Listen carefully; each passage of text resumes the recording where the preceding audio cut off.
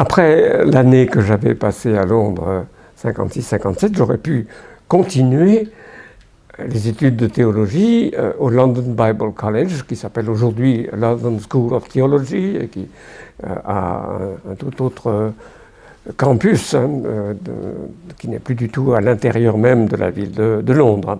J'aurais pu, mais deux obstacles au moins se dressaient sur ce chemin. Le premier était purement administratif, académique. L'Université de Londres, qui décernait le grade de Bachelor of Divinity à l'époque, pour lequel le collège préparait, les examens étant organisés et supervisés par l'Université de Londres elle-même. Cette Université de Londres n'agréait pas pour les études supérieures les diplômes français. Pas mon baccalauréat, mon double baccalauréat, ni non plus même ce que j'avais obtenu en Sorbonne. Et j'ai fait un diplôme, un certificat d'études supérieures supplémentaires par l'Institut français de Londres au cours de cette année. Tout cela ne suffisait pas. Ça aurait suffi à Cambridge, mais ça ne suffisait pas à Londres. Donc, il aurait fallu que je passe l'équivalent du baccalauréat anglais, avec un programme spécial à étudier. Ce n'était pas, semble-t-il, un investissement intéressant. Puis la deuxième raison, c'est que préparant pour les examens de l'Université de Londres, le collège, tout évangélique qu'il fut, donnait une place énorme dans son enseignement à la critique biblique de type libéral, parce qu'il s'agissait de préparer à ces examens. Et la part qui intéressait davantage un étudiant évangélique français comme moi, la part de doctrine évangélique, etc., était quand même légèrement réduite et pas d'un niveau académique aussi affirmé que les cours qui préparaient aux examens de Londres, prévus pour des étudiants en théologie de type libéral. C'était la deuxième raison qui m'a fait choisir de continuer outre-Atlantique, dans une école où se trouvait le frère de Jules Marcel Nicolle, Roger Nicolle, qui était lui aussi un ami de ma famille. Donc la faculté de théologie, qui s'appelait à l'époque Gordon Divinity School, au nord-est de Boston, donc en Nouvelle-Angleterre. Depuis, le nom en a été changé à la suite d'une fusion et l'établissement s'appelle aujourd'hui, le nombre des étudiants ayant beaucoup grandi aussi, Gordon Conwell Theological Seminary, mais à l'époque c'était Gordon Divinity School qui était le nom. Alors j'y ai été très bien accueilli et j'y ai fait le restant des études pour atteindre le niveau de ce qu'on appelait à l'époque Bachelor of Divinity et qui aujourd'hui, c'est l'équivalent, hein. Ça s'appelle Master of Divinity. Pendant ces 2 années, j'ai beaucoup profité des études de M. Roger Nicolle, mais de plusieurs autres professeurs de très belle qualité. Et j'ai aussi eu une expérience pastorale intéressante.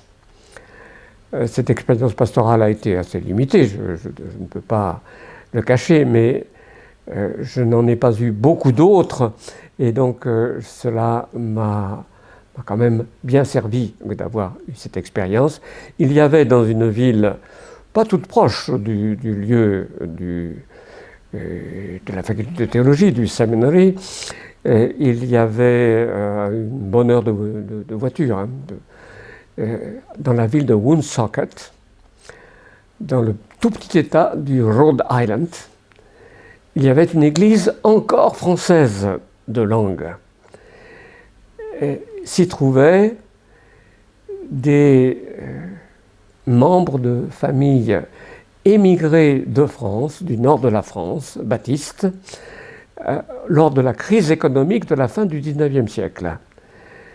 Je ne sais plus si maintenant ceux qui étaient dans cette église avaient eux-mêmes émigré, ou s'ils étaient seulement les enfants des émigrés de cette première génération, mais ils avaient gardé le français comme langue de leur vie familiale et quotidienne, bien que ce français se soit mélangé de beaucoup d'anglais à l'époque.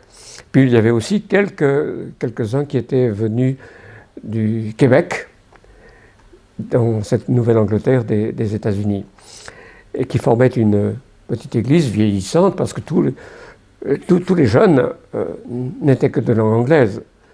Et donc c'était joint à l'église baptiste, s'ils étaient restés dans la foi, c'était joint à l'église baptiste de langue anglaise, qui nous cédait une petite salle en sous-sol pour les cultes en français. Donc j'ai été pendant 2 ans le pasteur de cette petite église. J'y allais tous les week-ends. J'y passais samedi, dimanche. Je faisais des visites, je prêchais. J'ai fait aussi quelques actes pastoraux, comme on dit, des enterrements. Une expérience assez douloureuse d'une ancienne missionnaire qui était membre de cette église et qui est décédée d'un cancer. Nous avions vraiment prié le Seigneur, nous avions pratiqué l'onction d'huile, mais le Seigneur n'a pas guéri. Et ça a été une expérience pastorale pour moi, dans cette ville de Woonsocket. Donc cela a fait partie de cette expérience américaine.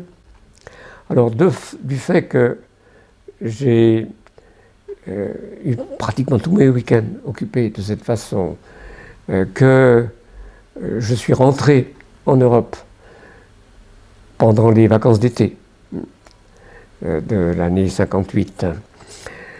Je n'ai pas visité les États-Unis. Je n'ai pas saisi cette occasion d'en apprendre beaucoup plus sur ce pays. J'en ai appris un peu quand même, mais je n'ai pas fait de tourisme à grande échelle. J'ai seulement été une fois au Canada avec un camarade canadien qui m'a emmené pour les fêtes de Noël, très, très, très gentiment. Il est devenu missionnaire aux Indes par la suite, je l'ai revu.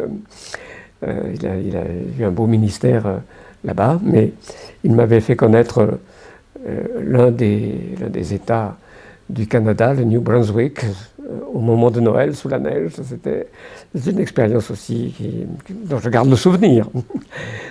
Alors la deuxième année de mon séjour aux États-Unis, la deuxième année, donc c'était l'année finale des études ordinaires pour atteindre le but de ce qu'on appellerait aujourd'hui maîtrise en théologie. Il s'est trouvé que mon professeur d'Ancien Testament était en congé sabbatique. Et c'est lui qui donnait les cours d'hébreu. L'école était moins... Il y avait quelque chose comme 180, 200 étudiants. Ce n'était pas une école avec autant de professeurs et donc de suppléances possibles qu'aujourd'hui sans doute. Et alors, comme j'avais bien réussi, ayant fait de l'hébreu à Londres et puis une première année à Gordon Divinity School, comme j'avais bien réussi en hébreu, eh bien, les professeurs m'ont demandé de reprendre le cours d'hébreu pendant cette dernière année de mes études là-bas. Alors, je l'ai fait, j'en étais très content, j'étais heureux dans cette première expérience d'enseignement. Je peux dire 2 choses qui sont un peu amusantes. La première, c'est que les étudiants que j'initiais à l'hébreu et qui étaient mes camarades étaient tous plus âgés que moi. Avec le décalage entre le système américain et le système européen, c'était la situation un peu paradoxale qui était la nôtre. Puis deuxièmement, j'ai été imprudent. J'ai utilisé des trucs pédagogiques que je m'étais concocté pour moi-même, apprenant l'hébreu, facilitant la présentation de certaines règles grammaticales. Et je pense que si j'avais échoué en l'affaire, j'aurais quand même eu le rouge au front, hein, ça aurait été très, très ennuyeux. J'ai communiqué aussi certains trucs pédagogiques que Donald Guthrie m'avait enseigné, qui ne se trouvent pas dans les livres, m'avait enseigné dans le cours d'hébreu que j'avais eu à Londres. J'ai communiqué cela, mais j'en ai rajouté de ce que j'avais concocté moi-même. Et ça a bien marché. Ça a bien marché. J'en ai été soulagé. Et même, j'ai vu dans l'appendice, malheureusement, je n'ai pas réussi à remettre la main sur ce livre, dans l'appendice écrit par Edward Young, le professeur d'Ancien Testament au Westminster Theological Seminary, j'ai vu dans un appendice sur la grammaire hébraïque qu'il avait écrit que ce que j'avais trouvé par pure commodité, par recherche de pure commodité pour la mémorisation et l'application, en fait correspondait à quelque chose de scientifiquement déterminé dans les états premiers de la langue hébraïque. Une justification a posteriori tout à fait étonnante de ce qui a été mon imprudence. Donc, ces années ont été des années riches. J'ai préparé une dissertation de fin d'études, de Bachelor of Divinity, parce qu'à l'époque c'était une des exigences. J'ai travaillé sur la figure de Melchisédek et les textes bibliques qui parlent de lui et de leur interprétation.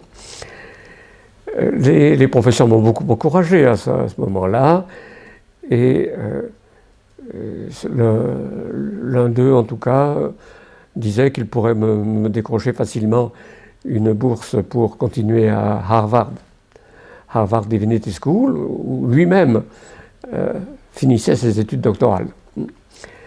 Mais d'une part, j'avais le souci d'une situation francophone.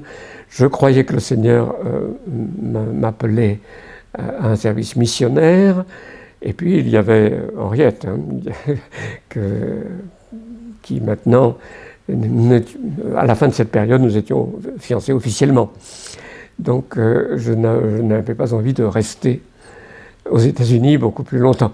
Donc, je n'ai pas saisi cette occasion, cette possibilité qui aurait été prestigieuse, hein, parce que Harvard, tout le monde sait ce que ce nom peut connoter. Et donc je suis revenu à l'issue des 2 années, à la fin du printemps 59, date à laquelle j'étais convoqué pour le service militaire.